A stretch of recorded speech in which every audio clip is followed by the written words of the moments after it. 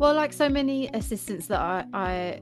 know will be watching today, I fell into the role, which I think is a very typical way for a lot of assistants to do what we do. I thought I was going to have a career in media, which is what I studied at university, at college, and then the real world hit, and I realised that I needed to actually get a job that paid money, which a lot of jobs in the media at the time were internships, and it was who you know, not what you knew.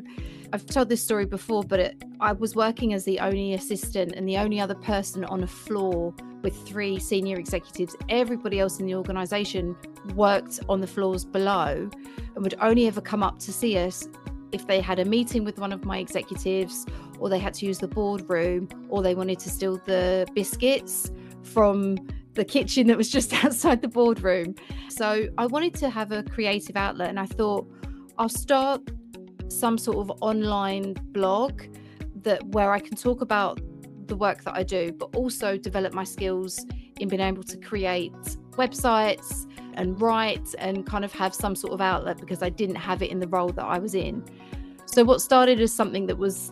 not quite a side hustle, but some way of developing my skills outside of the role that I had, has led now, all of these years later, to be doing this full time and doing it and having a career I absolutely love. I always find that the innate skills that we have are things that we're really good at. Like any sort of muscle, confidence is really important. And then for a lot of assistants, it's how to make that step from working at a level where we are doing the job really well, but taking it to that next level in terms of being strategic and being that real right-hand person to our executives, and really selling ourselves and creating that position for ourselves. It's really important that you think of your career as something that you own. I always say to assistants that you are the only person that ultimately cares about your career, and everybody else is so busy, but including your executive, that they might sometimes neglect your career, particularly if the status quo is fine. But if you want to be really successful in this role, you have to take the time to look up from your work,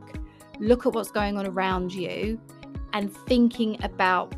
the work that you do and how it impacts your executive and the organisation. So be curious, build trust, build those relationships. In that first 90 days, it kind of really should be all that you're doing, apart from just getting a sense of how the organisation operates and the work that you do. You need to think of yourself not as support staff. You need to think of yourself as a person who is supporting those who are contributing to the bottom line of the business.